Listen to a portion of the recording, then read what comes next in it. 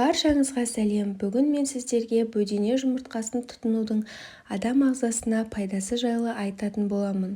Видеоны соңына дейін көріп, ұнаса лайк басып, каналыма жазылып, пікір қалдыра кетіңіз. Халықтық медицинада бөдене жұмыртқасын кеңінен қолданады. Иә, бөдене жұмыртқасы да, бөдененің еті де мың түрлі дертке дауа.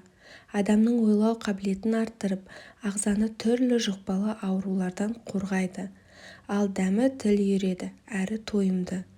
Бөдене жұмыртқасының емдік қасиеті туралы кеңінен айтатын болсақ, мамандар бөдене жұмыртқасын әсіресе балаларға, қарттарға, аяғы ауыр және емізулі баласы бар әйелдерге, сырқат және әлсіз жандарға жиі тұтынуға кеңес береді. Себебі бұл сергітетін қуаты мол. Нақтылай айтатын болсақ, демікпе мен туберкулезға, бүйрек пен өкпе, асқазан ішек ауруларына, асқазан жарасына көмегі мол. Бұлшықет пен сүйектерді қатайтады, баланың есте сақтау қабілетін арттырады, сондай-ақ радионуклеидті тұздар мен ауыр металдардан ағзаны тазартады. Бұдан басқа, ол ағзаға аса қажет мыс, фтор, күкірт, кремний, мырышқа бай. Сондықтан ұсақталған бөдене жұмыртқасының қабығын балалар мен жүкті келіншектерге ұсынған абзал. Ағзадағы кальций молайып, сүйектердің қатаюына ықпалын тигізеді.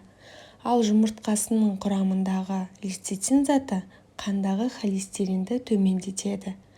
Бөдене жұмыртқасын қабылдау сперманың активтілігіне мүлдем әсері жоқ. Егер сіздің спермаңыздың активтілігін жоғарылату үшін құрамында цинк, селен, L-карнитині бар витаминдерді қолдансаңыз болады. Ғалымдардың айтуынша, бөдене жұмыртқасының дәрумендік құрамы тауық жұмыртқасына қарағанда 3-4 есе жоғары екендігі айтылған. Қорыта келе, бөдене еті мен жұмыртқасы сырқат адамның жазылуына, дені сау адамның аурудың алдын алу үшін көмектеседі. Таза әрі табиғи азықты күнделікті қолдансақ, көп шығынсыз түрлі дертке қарсы тұра алатындай денсаулығымызды нығайтуға болады.